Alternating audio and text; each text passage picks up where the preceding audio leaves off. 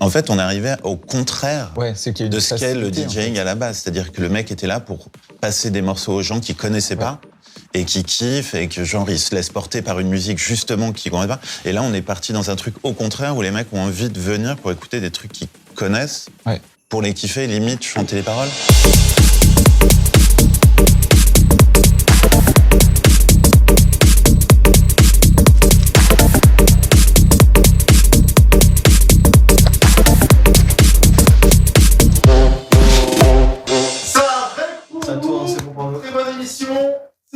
Allez, je leur fais un petit clap quand même, c'est toujours la tradition. Oui, t'es raté ce clap.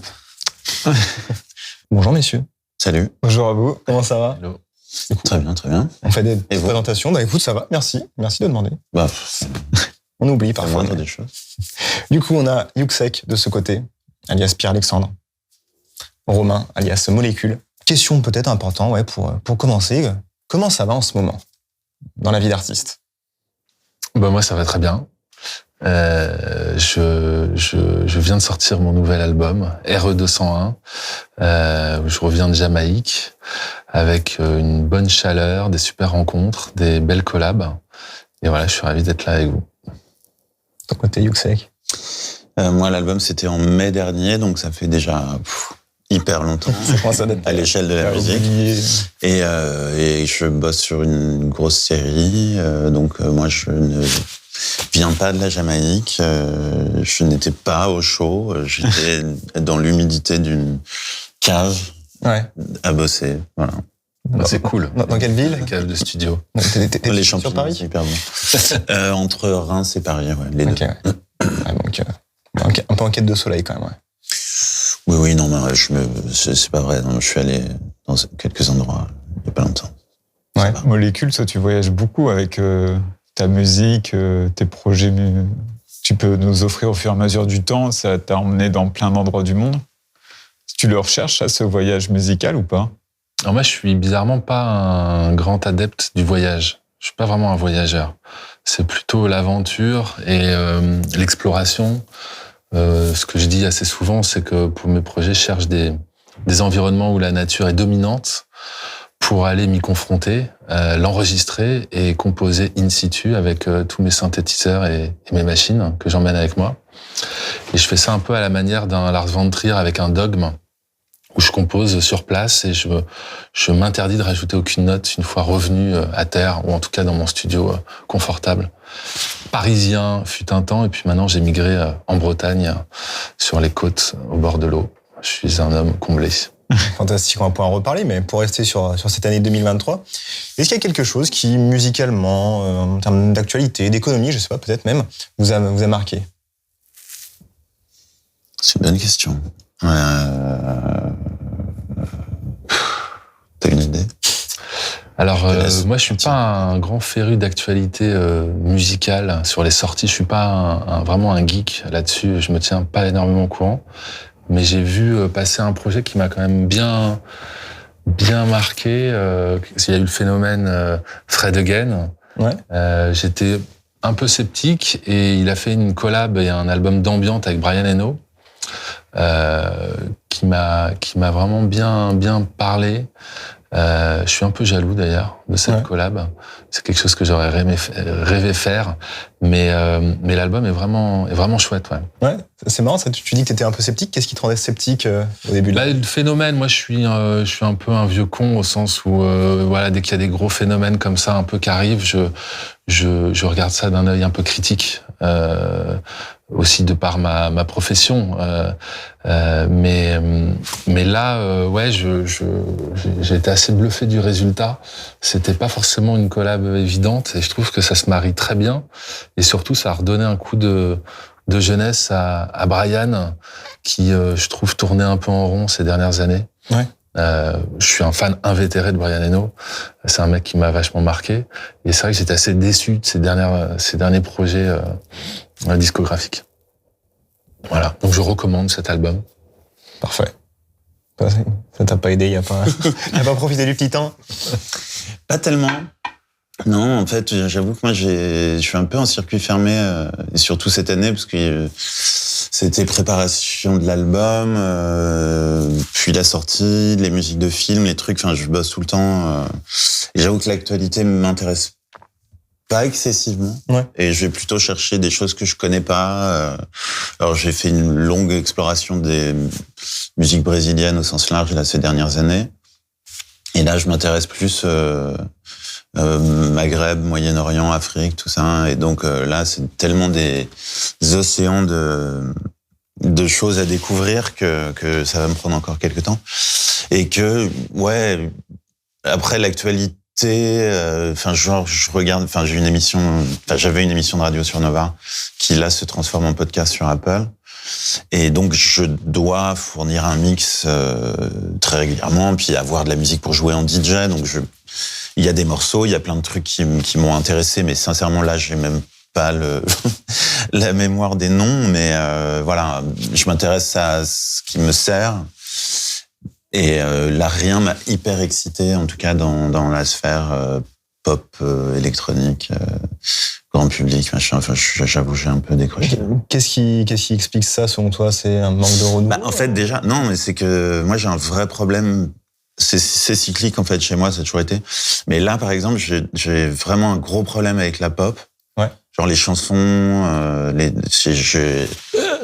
Est-ce que c'est pour ça que tu vas chercher sur d'autres continents de la musique? je pense, en fait. Enfin, vraiment, il y a vraiment un truc où j'ai l'impression, des fois, juste d'entendre le même morceau depuis 15 ans, globalement, dans la... Ouais. Je sais pas comment on appelle ça, mais ouais, la pop de maintenant, quoi, et qui sincèrement, par moment, m'excite vachement, et j'essaye d'écouter plein de trucs, et je me dis, il y a quand même des mecs qui ont des bonnes idées et tout, et à certains moments, c'est genre impossible. Et là, je suis dans un moment impossible, je peux plus du tout écouter ça. T'as bossé pourtant avec des artistes? Oui, non, mais bien sûr, j'en fais plein. Et après, ça, c'est autre chose, que mon travail de producteur, c'est plus un truc de geekos que j'aime faire en studio pour des projets que j'aime. Certains que j'écouterais pas forcément, c'est pas une question de qualité, mais juste voilà, dans des phases où la pop m'excite pas. Mais après, ça, c'est une autre question. Tu as parlé rapidement de ton émission sur Nova. Est-ce que ça t'apporte une obligation de diguer, de rechercher des nouvelles informations Est-ce que c'est un bon exercice personnel? Complètement. T'en es content? Non, complètement. Et puis c'est hyper bien pour mes sets de DJ où des fois, t'enchaînes les dates, t'as un peu la flemme d'aller chercher de la nouvelle musique et du coup, tu te rends compte pendant 6 mois que tu joues peu ou prou les mêmes choses, avec quand même des évolutions, mais qu'avant que 10 morceaux rentrent dans une playlist assez régulière, il se passe un moment, quoi. Et là, avec Nova, c'était toutes les semaines. Enfin, toutes les semaines, je trouvais un morceau, au moins 1 ou 2, qui m'excitait, nouveau. Ça paraît pas beaucoup, mais moi, je suis un peu piqué, j'avoue. Enfin, j'aime pas des tonnes de trucs. Donc, c'était énorme. Avoir 2 nouveaux morceaux par semaine, c'est de la folie. 100 morceaux par an, quoi. C'est parce qu'on t'envoyait des choses? Ouais. Parce que je les écoutais, en fait. Parce qu'on t'envoie des... T'ouvrais ta boîte mail. Oui, voilà. non, mais exactement. Parce que ça, c'est une méga flemme. Enfin, tu vas écouter 200 morceaux pour en garder 10. Très vite saturé, ouais. C'est très compliqué. C'est une vraie question, d'ailleurs, pour les DJ, de savoir comment ils se créent leur bibliothèque, comment ils la font évoluer. Parce que se la créer, là, c'est un vrai travail et ça, t'es obligé de le faire. Et une fois que tu sais que ça marche et que t'as ton truc, de s'obliger à rajouter, à pimenter aussi, à prendre des risques. On peut vite être dans un confort, comme tu le disais, où on reste avec les mêmes playlists plus ou moins. Et il faut se faire un peu violence parfois.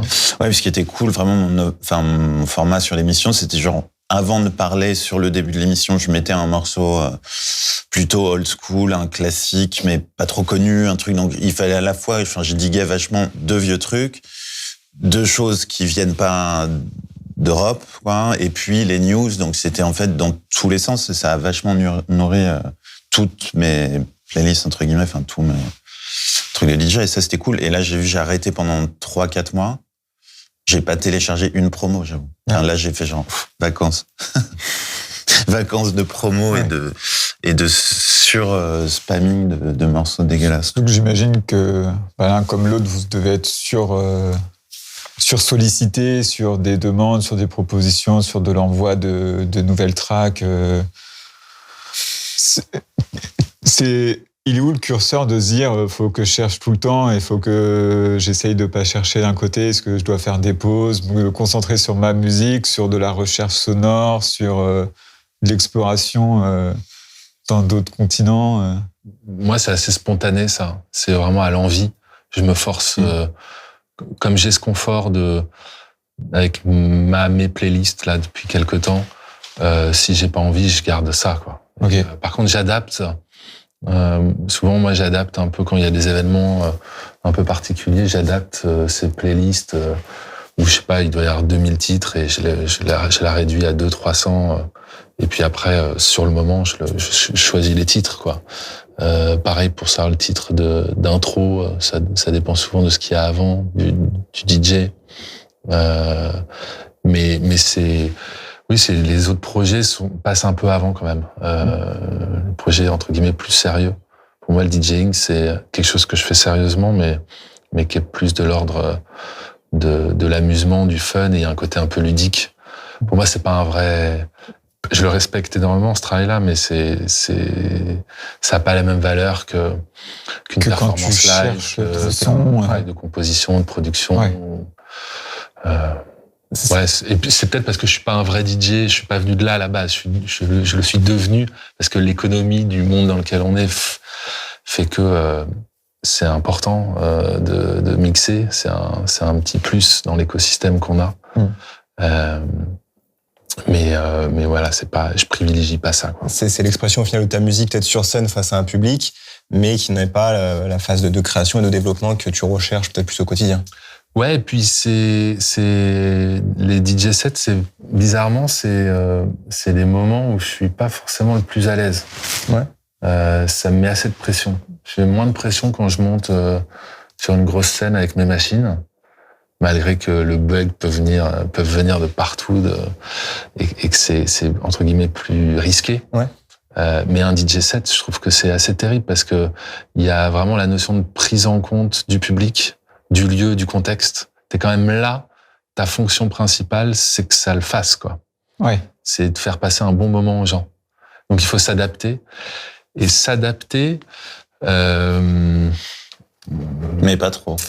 Mais pas trop. Oui. C'est en fait, il y a un curseur qui est vraiment pas évident. Et c'est plus dur que ce qu'il n'en paraît que de passer des disques. Ouais, et puis moi, j'avoue, je commence à avoir un problème avec le DJing en général, quoi. C'est que, là, j'ai vraiment l'impression qu'on est passé sur un truc où, plein de fois, et j'avoue que ça commence à me désenchanter un peu même de le faire, alors que j'aime ça profondément. Pour le coup, moi, depuis le début, ça a toujours été le DJing et faire de la musique, c'est complètement imbriqué. Et là, oui, effectivement, en fait, tu vois des DJ qui passent que du tube pendant 2 heures. Ouais. Et ça marche. Mais t'es là, moi, je suis pas là pour faire ça, en fait. Et j'ai l'impression que là, c'est de plus en plus ça. Et ça commence à me mettre un peu à distance de tout ce délire, en fait. Mais parce que toi, t'es peut-être plus dans une recherche musicale et on l'entend à tes productions, il y a peut-être beaucoup plus de recherche. Ouais, mais bon, j'ai l'impression que c'est quand même l'ADN du DJing, quoi. En fait, on est arrivé au contraire de ce qu'est le DJing à la base. C'est-à-dire que le mec était là pour passer des morceaux aux gens qui connaissaient pas et qui kiffent et que genre ils se laissent porter par une musique justement qu'ils connaissent pas. Et là, on est parti dans un truc au contraire où les mecs ont envie de venir pour écouter des trucs qu'ils connaissent. Ouais. Pour les kiffer, limite chanter les paroles. T'es là, genre. Ouais. Après, ce qui est important de se rendre compte, c'est est-ce que tu constates cette tendance sur les scènes sur lesquelles tu joues, et avant c'était pas le cas, ou cette tendance s'importe vraiment sur peut-être des clubs plus house, plus techno? J'ai l'impression que justement ça se diffuse un peu dans plus large. Tu vois, justement avant c'était vraiment sur un truc commercial et ça restait dans cette sphère de club où voilà on savait que c'était ce genre de truc et que on n'allait pas rechercher quelque chose de pointu. Et là je le vois plus sur des endroits qui pourraient être un peu plus alternatifs. Ouais. Et c'est là où je me dis merde en fait. J'ai déjà eu pas grand chose à faire ici du coup. Ce ressenti sur des tracks techno très populaires grâce aux réseaux sociaux.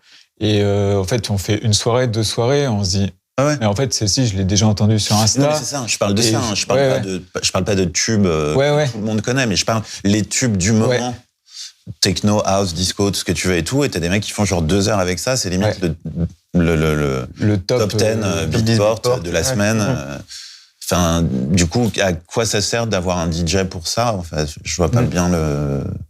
Et c'est là où ça me fait un petit peu chier, tu vois, que les gens soient plus tellement intéressés, j'ai l'impression, finalement, par... Parce que c'est pas un nouveau public de la scène électronique. Possible, ouais. Heureusement, l'intelligence artificielle va venir foutre tout ça en vrac.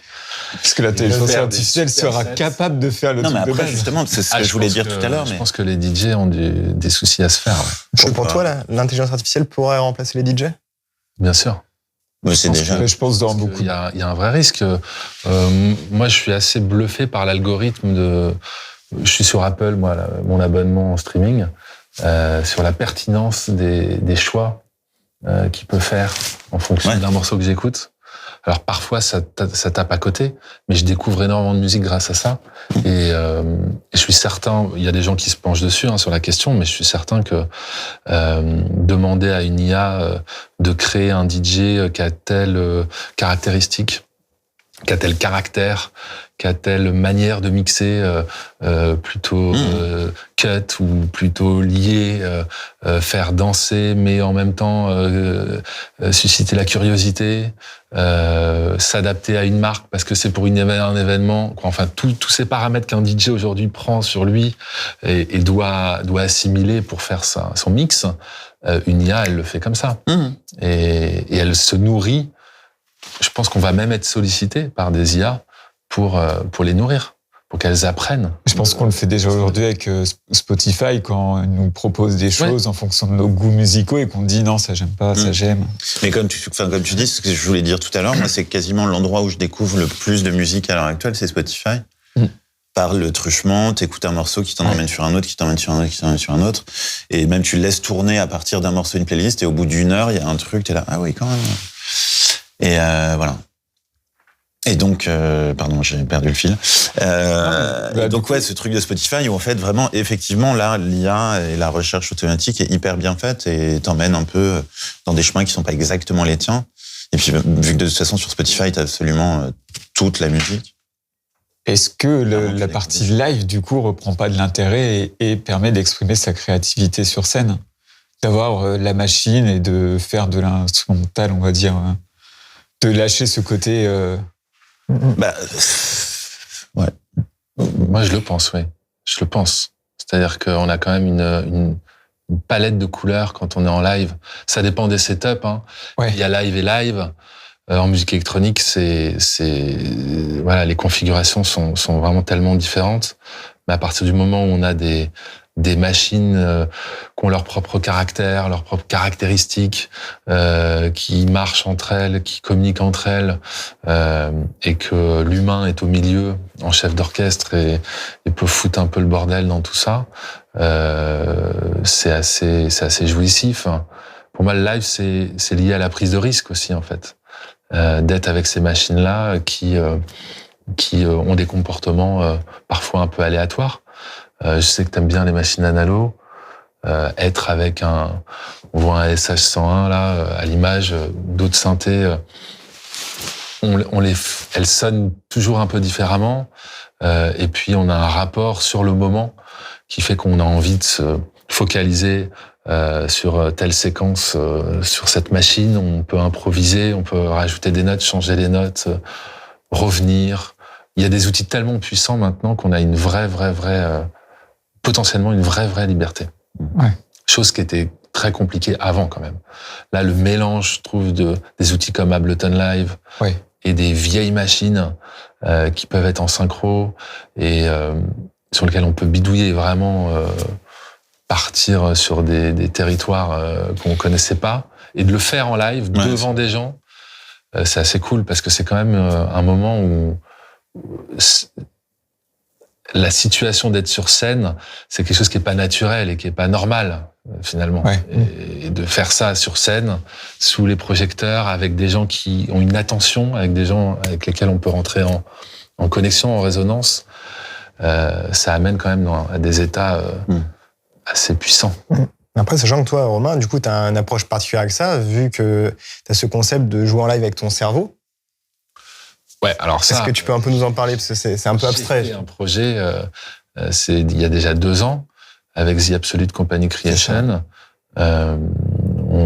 Ils m'ont présenté une technologie qui en gros permet, c'est pour de la domotique, qui permet quand tu rentres chez toi d'allumer le radiateur, changer les chaînes des formations professionnelles, les chaînes de télé par le regard. Ok. Ouais. En gros, tu envoies des messages et ça se fait grâce à un casque qui analyse ton cortex visuel et qui sait que tu cibles tel endroit et donc ça veut dire ça, en gros. D'accord. Ouais. Donc moi, j'ai détourné cette technologie pour d'une part créer un instrument qui se joue que par le regard. On peut changer les notes, les paramètres par le regard et en même temps d'utiliser leurs analyses temps réel avec les capteurs EEG qu'on a derrière le crâne comme des LFO, des modulateurs de son en temps réel. Et c'est des LFO qui sont donc sensibles à ton état de concentration, ton état de relâchement, bien-être, en tout cas dans la situation, si t'es apaisé, si t'es stressé. Et donc ça a une incidence directe sur le son. Et donc voilà, c'est un instrument qui sonne un peu différemment selon l'utilisateur, qui se joue sans les mains. Et donc, ça a créé un rapport à cet instrument complètement différent. Et on a fait une tournée de 5-6 dates avec ce projet-là. Et c'est un instrument qui a un nom. J'ai appelé JIL, J-I-L. C'était important de lui donner une personnalité. C'est un instrument qui est difficile à dompter, donc il y a un côté humain assez fort, bizarrement. Ouais, et du coup, c'est quoi le recul que tu as maintenant par rapport à cette expérience, au public, à la réalisation en live? Je parlais de la prise de risque. Être en live avec un instrument comme ça, c'est du délire total parce que c'est un instrument qui est très caractériel, qui est assez complexe à maîtriser. Et puis, pour bien en jouer, il faut être hyper détendu, hyper concentré. Et c'est tout ce qu'on n'est pas sur scène, en fait. Ouais. Bombardé sous un flot de stroboscopes, avec des milliers de personnes qui hurlent. Bon voilà, ça s'apprend et on va dire que c'était un premier test, une V1, une première phase. Et là, on commence à réfléchir à faire la V2. Et l'objectif, ça serait d'aller jusqu'à l'imagerie mentale. Ok. Donc de penser à une image, à un état et que ça se transforme en son. En son. Toi, Yuksek, par rapport à ça, qu'est-ce que tu en penses enfin? Qu'est-ce que ça t'évoque, ces expérimentations live? Je trouve ça hyper intéressant sur le format live en général ou sur ce format plus ce format, ouais. Ouais, alors je suis dans un format assez old school, j'avoue, pour ma part. Ouais. Et j'ai pas malheureusement tenté beaucoup d'expérimentations de ce genre. Mais je trouve ça hyper intéressant, évidemment. Ouais, c'est des opportunités qui se présentent ou non. Moi, c'est pas un projet dont je suis à l'origine réellement. C'est des collaborations. On est souvent un peu seul dans nos vies de musiciens, producteurs. Ouais. Et c'est vrai que moi, j'aime bien quand il y a comme ça des opportunités de collaboration avec des équipes, que ce soit des chercheurs, des équipes techniques, d'autres artistes. C'est toujours des moments agréables. Non, mais c'est génial. Et puis, de toute façon, toute nouvelle technologie a quelque chose à apporter. Enfin, pas du tout de truc dogmatique ou old school. Moi, je pense que j'utilise à peu près tous les outils qui sont utilisables depuis que la musique électronique existe. Enfin, un mélange d'analogique, des premiers synthés, mais avec la façon de les utiliser maintenant, et des plugins, et des machins, et le mixage. Une bande, par exemple? Non. Ça t'arrive? Non. Ouais, tiens, comment vous travaillez? Vous voir un petit peu la différence de votre approche du studio, molécule, pour démarrer un morceau. Je pense qu'on n'est pas forcément très loin. Je dis ça sans savoir comment tu travailles, mais moi, c'est marrant parce que la première fois qu'on a échangé, je me souviens de ça. C'était sur Audio Fanzine où tu m'avais envoyé un message pour m'acheter une MC202. Ah ouais, possible. Ouais. C'est ça, MC202 de Roland. Et donc je savais qu'il t'aimait ce genre de machine. Et donc c'est des machines des années, ça peut aller de fin 60, 70, 80, analo. Tout ce qui est synthèse, les boîtes à rythme. Donc moi j'ai aussi pas mal de vieilles machines comme ça.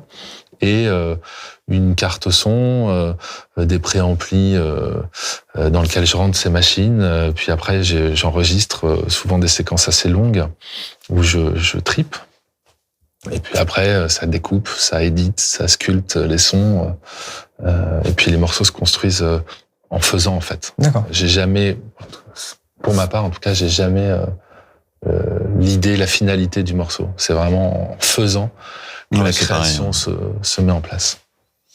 Ouais, oui, c'est exactement pareil. Bah, après, moi, j'ai des formats parfois un peu plus pop, entre guillemets, sur mes albums, un format un peu couplet-refrain sur certaines chansons. Donc, il y a un truc un peu plus formaté vraiment sur le projet Yuxek, sur certains trucs, mais globalement, c'est pareil, c'est la même façon de faire. J'ai pas un morceau en tête, et j'arrive au studio et je me dis, tiens, aujourd'hui, je fais ce morceau que j'ai dans la tête. C'est vraiment que c'est du work in progress en permanence.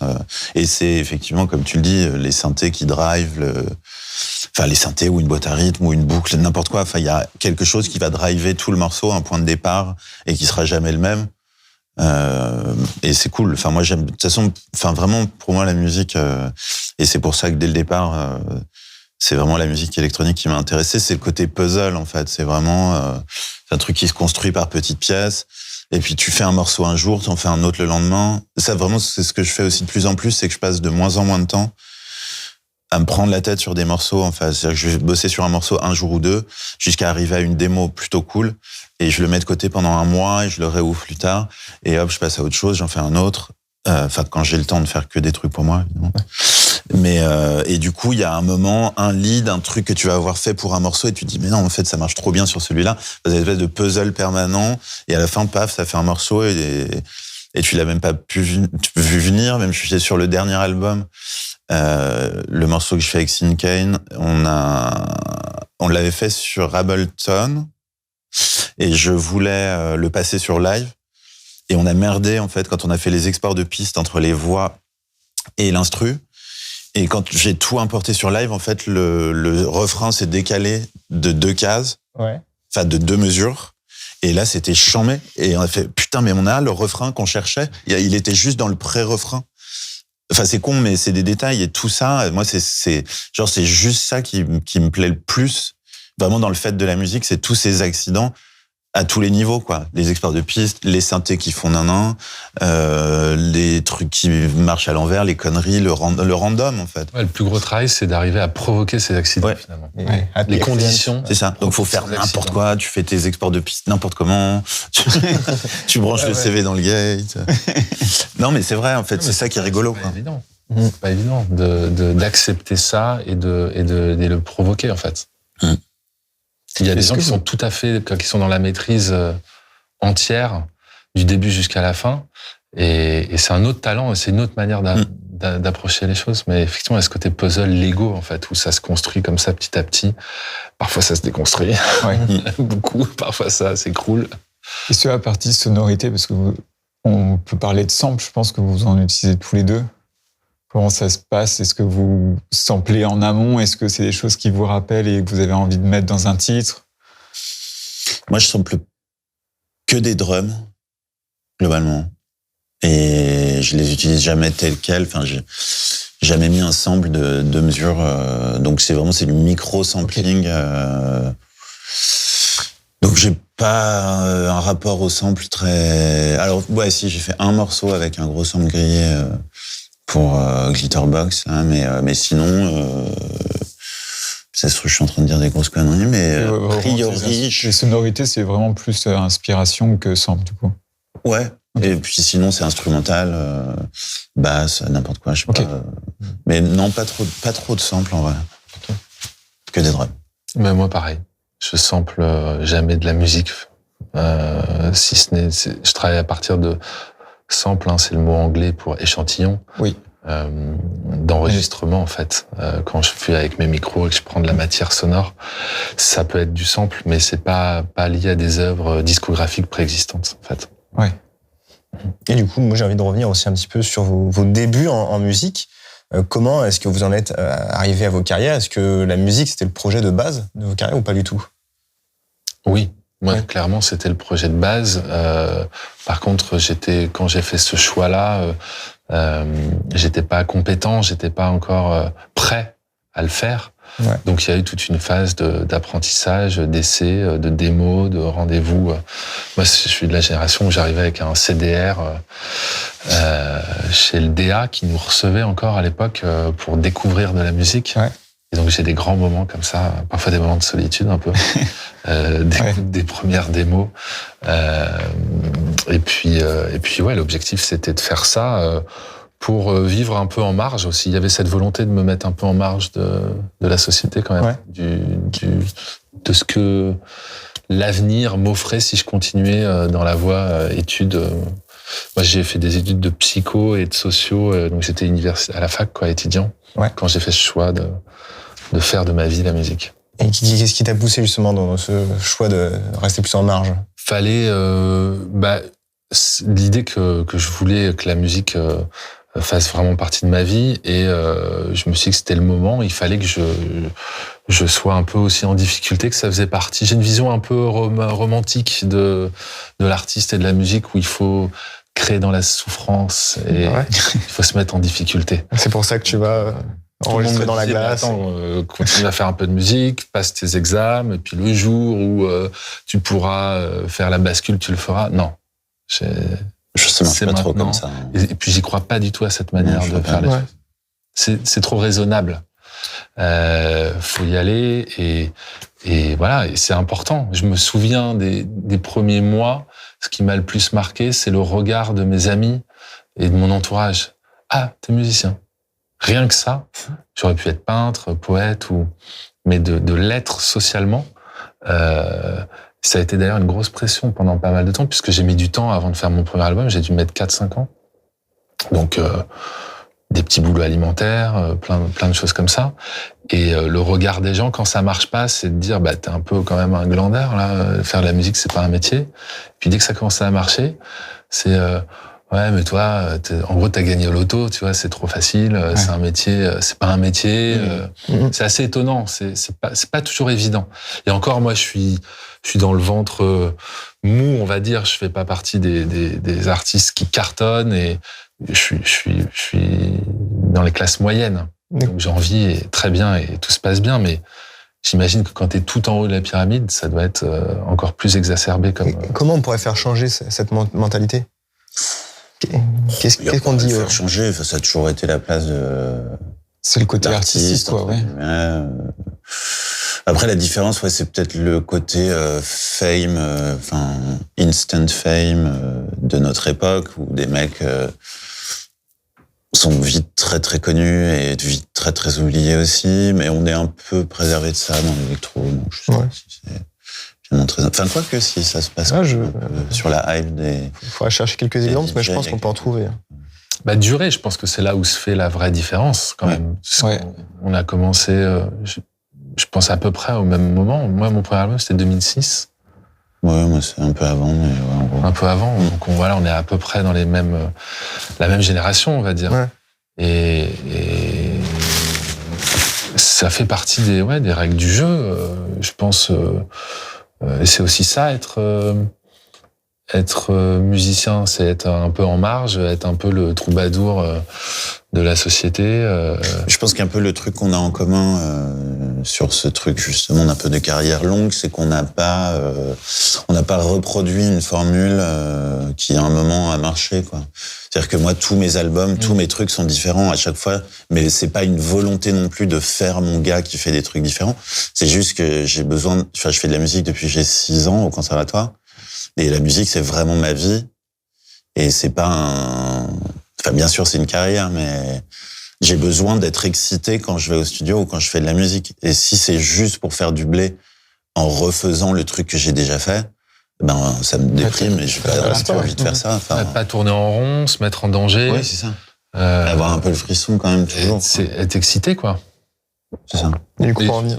Pardon, je pense que d'ailleurs, c'est la recette de la longévité. Oui, je pense aussi. C'est pour ça que Parce que durer, c'est pas évident. Quand on regarde le paysage musical en 2006, ou donc un peu avant, tu me disais, et maintenant, il y en a pas beaucoup qui restent. Non, c'est sûr. Mais parce que les codes aussi ont beaucoup changé. pour rester artiste, pour performer, pour promouvoir sa musique. Et puis c'est dur. Quoi, je veux dire, il y a des moments, faut avoir envie. C'est beaucoup d'énergie quand même, tout ça. C'est parfois des sacrifices dans sa vie familiale, dans sa vie privée. C'est pas des vies qui sont toujours évidentes. Ça demande ça peut fatiguer, ça demande quand même beaucoup d'énergie, de mettre de l'essence, entre guillemets, dans le moteur tout le temps, d'alimenter, d'avoir des idées, d'aller de l'avant, de proposer. On peut s'essouffler. Et c'est vrai que garder la fraîcheur, c'est pas faire les mêmes choses, c'est pas rester dans ces standards. Et puis c'est vrai que contrairement aux clichés, après, bien sûr, il y a des exceptions, hein, il y en a qui vivent bien, mais je pense que c'est tout sauf un métier de branleur, en fait. Pour être clair. C'est-à-dire que justement, pour continuer, pour vivre de sa passion, et pour kiffer et tout, tous les gens comme toi, qui ont à peu près, qui sont à peu près dans le même processus de travail que je le suis moi, on bosse tout le temps. Alors, ok, on bosse de notre passion, mais en vrai, on travaille quand même vraiment beaucoup. À quoi ça ressemble? C'est vraiment pas du tout un truc de branlos. La journée type Moi, en ce moment, c'est 10 heures de studio par jour pour bosser sur une série. Je fais beaucoup de musique de film et tout ça. Pour Apple, Apple TV US. Donc voilà, c'est 10 heures de studio à bosser sur des images, sur des séquences, sur des trucs. Et le jour d'après, ça peut être de la prod pour un artiste français. Là, je viens de finir l'album de Calypso Valois, une artiste. Ah, t'as bossé dessus? Super, ouais. Il est super. Fait mix et prod. Je croyais que c'était Yann. C'est marrant, j'ai cru que c'était Yann. C'est Yann qui a écrit et qui a fait les prises de synthé, mais c'est moi qui ai produit, mixé. Bah bravo, il est super le titre. Merci. Donc ça, des petits trucs, mes musiques à moi quand j'ai le temps. C'est tout le temps en fait. C'est juste bosser tout le temps. Ah ouais. Je fais un peu de photo aussi depuis quelques temps, donc ça. Un truc qui a rien à voir, je sais pas pourquoi je le dis d'ailleurs, mais bon voilà, globalement c'est des journées comme ça, c'est juste en taf, quoi. Ouais. Et toi, Molécule? Ouais, c'est à peu près pareil, hein. Effectivement, c'est beaucoup de travail, t'as raison de parler du mot travail. C'est un travail de chaque instant, et la difficulté c'est même d'arriver à se vider, de pas cogiter, de pas. Tout à l'heure tu parlais de faire des bouts de morceaux pendant 2-3 jours et de les mettre un peu de côté, tout ça, et ça m'a fait penser à ça, à la notion de mémoire. En fait, ça fait vachement appel à notre mémoire. C'est une sorte on a des tiroirs de partout. Ça peut être des disquettes de programmation, des enregistrements, des bouts de chansons et tout ça. Et puis en fonction de l'humeur, on se rappelle, tiens, on va chercher des choses. Ça fait vachement appel à la mémoire. Ouais. Ce process, en fait. Ouais, à fond. Et par contre, est-ce que vous avez un petit peu ce qu'on peut appeler un syndrome, mais des artistes qui n'arrivent pas à déconnecter et qui justement sont toujours en train de gamberger sur leur musique, en train de penser, tiens, j'ai fait ça, mais j'aurais peut-être dû changer ça. Alors moi, j'ai un peu perdu ça, j'avoue. Ouais. Et je suis très content. Mais j'ai été comme ça pendant très longtemps. Et là, j'ai réussi un peu à déconnecter. C'est-à-dire que même avant, je passais des heures et des heures à faire le mix d'un morceau, par exemple. Et maintenant, je vais vraiment à l'essentiel. Et après, je passe à autre chose. En fait, j'essaye justement de psychoter le moins possible. Et dès que je vois que je commence à tourner en boucle sur un truc, j'arrête. Et je mets mes obsessions ailleurs. Justement, là, je parlais de la photo. Voilà. Et la musique, je me suis vachement apaisé sur la façon de le faire et sur mon implication psychotique là-dedans, en fait. C'est une maturité je pense. En tant que musicien? Oui, je crois. Et puis sur ce côté, c'est con, c'est ce que tu disais aussi. Là, vraiment, je pense que cette interview peut être dans un sens un peu indécente, mais en même temps, c'est la réalité. J'ai appris à arrêter de psychoter et à procrastiner aussi. À de temps en temps pas faire grand-chose pendant genre une journée. Parce que vraiment, moi j'ai le syndrome du mauvais élève. Donc à partir du moment où ça a commencé à marcher dans la musique, il fallait tout le temps que je sois irréprochable et que je bosse et que c'est un travail. Et tu vois, genre je dois... si je fais rien pendant une journée, je suis là, oh, mais ça craint. J'ai vraiment ce truc reverse de ce que je pense on peut imaginer d'un artiste où la musique électronique, ça la cool, les mecs s'enfoncent ils vont dans les teufs et tout. Moi, c'était tout le contraire, c'était devenu un truc très très sérieux, quoi. Pas sérieux, mais important dans ma construction, en fait. Ouais, trop prenant psychologiquement. Oui, voilà. Ouais, aussi, toi. Le mot maturité, c'est un bon mot. Effectivement, ça s'accompagne d'un peu de sagesse. Et donc faire les choses et savoir appuyer sur le bouton stop en fait, et de se dire que la musique c'est aussi une petite parenthèse, un moment. C'est lié au temps, hein, la musique. Et surtout pas être en boucle sur des détails. L'important est ailleurs. Et savoir quel est le moment où il faut arrêter, c'est la maturité qui nous en rapproche, mais c'est quelque chose de très difficile, surtout avec les outils actuels numériques, où c'est sans fin. Moi, ça m'est arrivé de rêver d'avoir un magnéto à bande, d'avoir que 8 pistes, et d'avoir que une journée de studio, et voilà, on fait le maximum en une journée. Et c'est d'ailleurs pour ça que je me suis créé mes propres contraintes, et quand je pars au Groenland 5 semaines, l'album, il doit être fait en 5 semaines. Et je reviens pas, je m'autorise pas de revenir et de changer des notes, parce que je veux être au plus près du moment vécu, des émotions, mais aussi parce que je veux pas psychoter pendant des mois, ou qu'on me dise, ah bah attends, mais là, on pourrait peut-être rajouter une note, ça serait mieux. Oui, ça peut toujours être mieux. Mais au final, l'imperfection est ça dire stop. Et peut-être je sais que sur mon dernier album, qui est un retour en studio, donc c'est un album que j'ai fait entre Paris et Kingston, j'ai collaboré avec des grands producteurs avec lesquels je voulais travailler, comme Étienne de Crécy, DJ Falcon, Boom Bass, et d'autres. Et c'est un album qui s'est fait sur 2 ans à peu près. Et il y a eu cette question-là. Et je me suis rendu compte qu'en fait, c'était plus compliqué pour moi, par rapport à l'expérience que j'ai emmagasinée, de créer comme ça, dans un confort, dans des grands studios, et d'avoir tout le temps que je voulais, que de créer un album en 5 semaines sur un bateau, en pleine tempête, en plein milieu de l'Atlantique. Avec juste une machine et des contraintes technologiques réduites, quoi.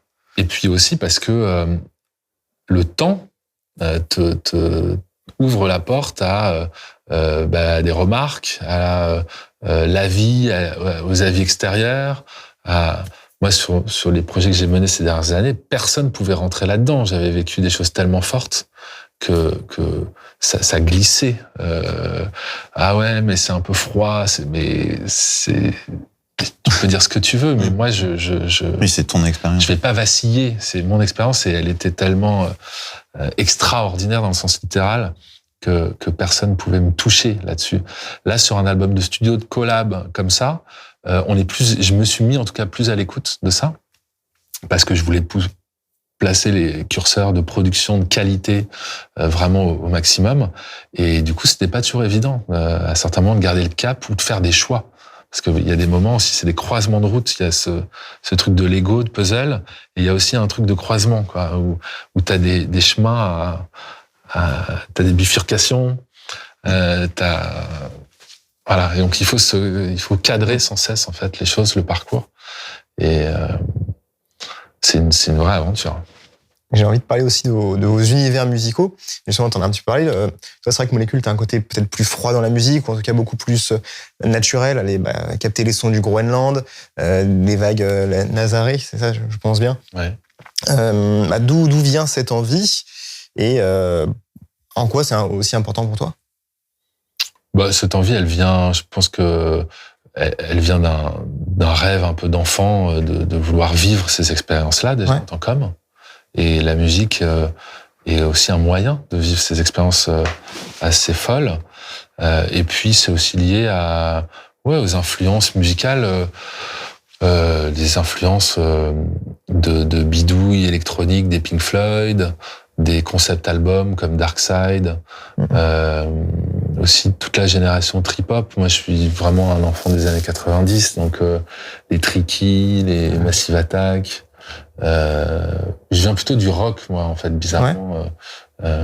Et la musique électronique, la découverte, ça a été avec les premiers albums des Daft Punk, Homework. Et c'est la génération home studio, en fait, où on peut faire des choses chez soi. On a les moyens de le faire, de faire des albums qualitatifs. Et donc ça, la découverte de cette idée-là, de me dire que je pouvais avoir mon propre studio d'enregistrement et créer sans limite, Ça m'a complètement fasciné et j'ai fantasmé cette idée longtemps avant de faire ce choix donc décisif au début des années 2000 de plaquer les études et de me mettre dans la merde. J'allais dire, parfois tu te casses un peu la tête quand même, non? Ouais, tout à fait. Et je sais pas, quelles expériences de vie t'en ressort parfois, justement, d'aller au Groenland et d'affronter des conditions extrêmes en tout cas? Ah bah là, c'est des expériences de vie fortes qui vont jusqu'à se mettre en danger. Voilà, donc c'est flirter aussi avec ses propres limites, c'est se retrouver dans des situations hyper inconfortables, au milieu de la banquise, sur une banquise pas assez épaisse où on peut passer à travers, avec un fusil à pompe dans le dos parce que y a des ours polaires qui rôdent. Tout ça pour du son et de la musique, quoi. Ça peut être au cœur des vagues de 20 mètres à Nazaré, où voilà, je vis des expériences très marquantes, très fortes, dans lesquelles je me mets un peu en danger parce que je cherche aussi à flirter un peu avec mes propres limites, quoi, pour avancer en tant que personne, parce que j'ai aussi besoin de ce sel pour pimenter la vie et c'est un peu moins joyeux, mais je pense que dans tout ça, il y a le rapport à la mort, en fait, qui est fondamental dans mon travail. Et c'est quelque chose qui est latent. J'adore faire la fête, tout ça, mais il y a quelque chose de plus profond. Ouais. Je fais de la musique de manière très sérieuse, même si c'est pas. Ça rejoint la notion de travail dont tu parlais, Yuxek.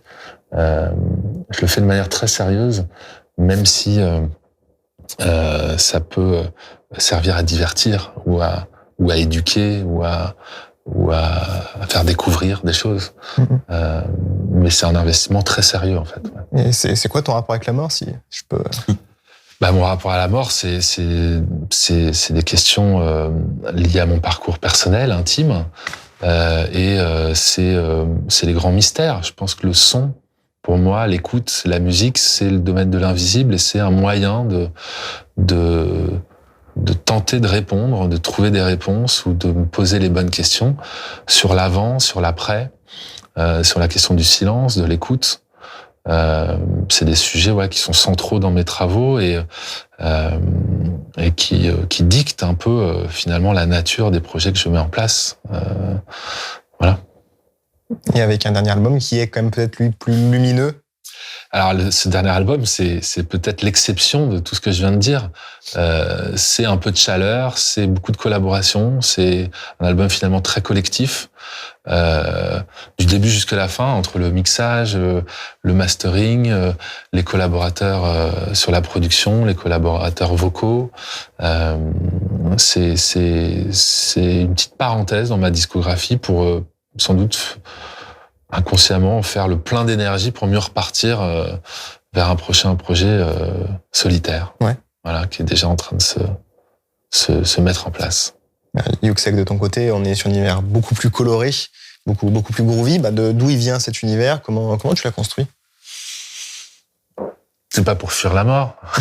C'est une autre façon, justement, mais par l'hédonisme, justement, c'est une autre technique. Et on est tous là-dedans. Je pense malheureusement on est tous des êtres humains.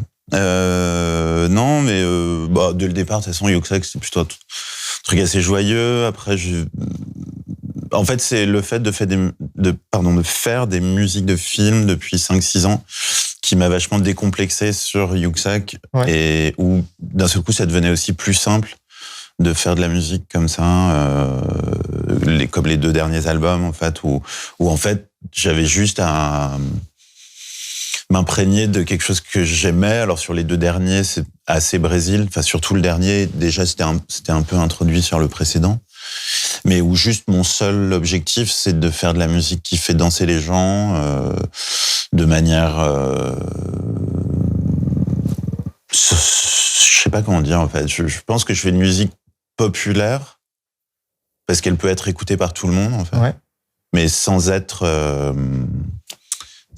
grand public, en fait. Enfin, c'est juste là. C'est vraiment ce que j'ai envie de faire, quoi. C'est de la musique que ta grand-mère, éventuellement, pourrait kiffer. Ouais, complètement. Et aussi ton petit frère. Pourquoi pas. Mais mais qui va pas passer en radio, qui va pas passer en télé, enfin voilà, qui est pas de la musique. Enfin, je vais pas chercher les gens par le côté putassier, mais juste par quelque chose, des influences qui parlent un peu à tout le monde, et une musique plutôt chaleureuse, effectivement. Ouais. Alors tu dis que le cinéma t'a décomplexé. Est-ce que tu peux un peu développer, comprendre comment, pourquoi? Mais c'est juste parce que, par exemple, je pense surtout à mon deuxième album où j'ai eu un espèce de fantasme pop où je me disais non mais attends, il y a 4 accords dans ce morceau, c'est pas possible, j'ai pas le droit. Vas-y, j'ai fait le conservatoire, il faut qu'il y ait au moins 12 albums avec un renversement chelou. Il faut que je chante et que je trouve des mélodies de ouf et tout. Et voilà. Et simplement maintenant, ça rentre plus du tout dans mes fantasmes de musique savante, entre guillemets, sont déplacés sur la musique de film, où là, je peux le faire vraiment. Là, je compose pour orchestre symphonique, en ce moment. Et j'ai déjà fait, c'est vraiment de la composition, riche, complexe et tout. Et après, je fais de la musique de danse. Et c'est cool. Et les deux me nourrissent et j'aime les deux. Et je hiérarchise pas du tout l'un par rapport à l'autre. Ouais.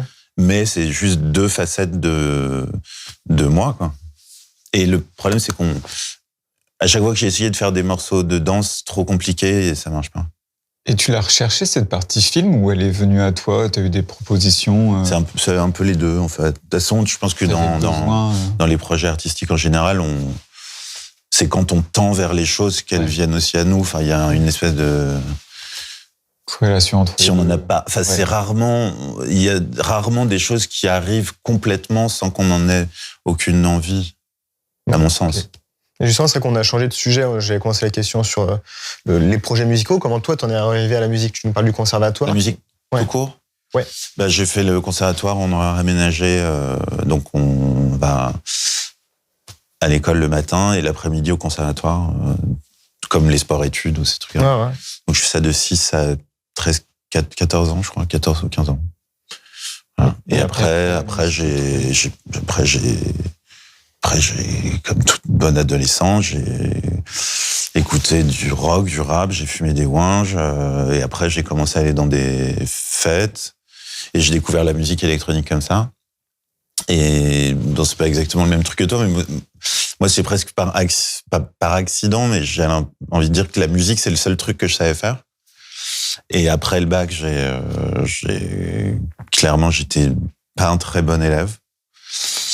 Et donc, je me suis dit, vas-y, j'essaye de faire quelque chose dans la musique. Mais vraiment, j'avais aucune... moi, j'étais à Reims, j'avais 0 contact,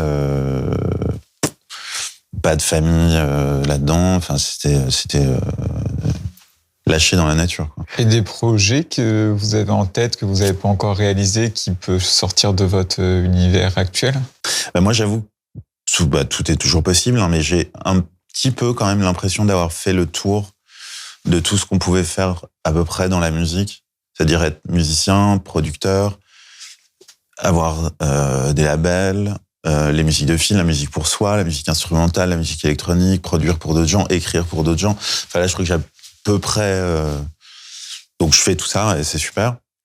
Et bon, après, ça va maintenant être un peu d'autres domaines artistiques qui m'excitent. Mais comme quoi? Là, je parlais de la photo, en l'occurrence, ça peut être d'autres trucs aussi, mais voilà. Et après, il y a plein, justement, enfin, on peut toujours tous les projets que tu fais, toi, sur la captation, enfin, sur les soundscapes je trouve ça hyper excitant. Enfin, ça me fait méga rêver, quoi. J'adore ça. Ça, pour le coup, j'ai pas fait ce genre de choses et ça doit être, enfin, ça, c'est quelque chose que j'ai pas fait et qui reste, un fantasme. Il faut. Suis-le sur les prochaines. Ouais. Je peux te donner l'adresse du village là de chasseurs au Groenland ou le nom du capitaine du bateau. Non, je peux te faire un mois de mer. Non, moi j'adorais ce truc de périple, que des artistes fassent le même périple, parce que un truc qui m'a pas mal frustré dans les rapports à certains journalistes quand j'ai fait le projet 62 et 43 Nord, donc sur un bateau, je suis parti pendant plus d'1 mois sur un bateau sans faire escale et tout ça en plein milieu de l'Atlantique, c'est que j'ai fait ma propre vision de la tempête et en plein Atlantique, en plein hiver, donc dans des conditions dantesques et tout ça. Et certaines personnes s'y retrouvaient pas du tout. En disant, mais moi j'adore la mer et j'ai écouté ton album, mais pour moi c'est pas ça. Mais oui, mais c'est un témoignage subjectif. Et d'avoir la version Yuxek de ça, je trouve que ça serait génial. Et ça fait des petits, d'ailleurs, il y a pas mal d'artistes qui n'ont pas ta notoriété et tout ça, mais qui se sont mis dans des conditions un peu pareilles après. Mais effectivement, c'est sans fin. Pour revenir à la question, ce principe peut s'appliquer à tout. Donc, moi, je répondrais oui, encore plein d'idées, plein de choses à faire. Les limites, c'est que l'imagination. Et t'as la technologie quand même qui t'attire un petit peu, du coup, ce qu'on comprend. Toutes les phases de nouvelles technologies. Moi, j'aime bien me situer au croisement de la technologie et de l'artistique. J'aime bien être ouvert aux technologies, les tester. Puis parfois, il y a une relation, un peu comme une relation amoureuse. Il y a un truc qui se passe. On arrive à communiquer avec une technologie et à se nourrir un peu et à faire des choses. J'aime bien cette idée-là. Aussi, pour foutre en l'air un peu tous les préjugés ou déconstruire la manière qu'on a travaillé à un moment. Voilà, ça permet de donner un souffle nouveau, de se remettre en question, s'interroger. Moi, je suis assez curieux et j'aime bien ça. Être stagné sur mes acquis, ça m'excite pas du tout, quoi. Et c'est pour ça aussi qu'il y a cette dimension de surprendre un peu, peut-être à chaque album, ou de prendre des virages. Là, je sais que sur le dernier album jamaïcain, il y a certaines personnes qui l'ont pas forcément compris. Mais voilà, je fais de la musique avant tout pour moi et dans le plaisir que ça a, et dans l'accomplissement personnel. Après, j'ai besoin de le partager avec les gens, et donc est-ce que c'est normal d'accepter les critiques et les avis, évidemment. Mais en tout cas, il y a cette idée de pas cadrer une carrière, en tout cas avec une cohérence, une stratégie, surprendre, et parfois être un peu le vilain petit canard. J'aime bien ça un peu. Est-ce que c'est un projet, on va dire, qui peut innover, changer de ce qu'on a l'habitude?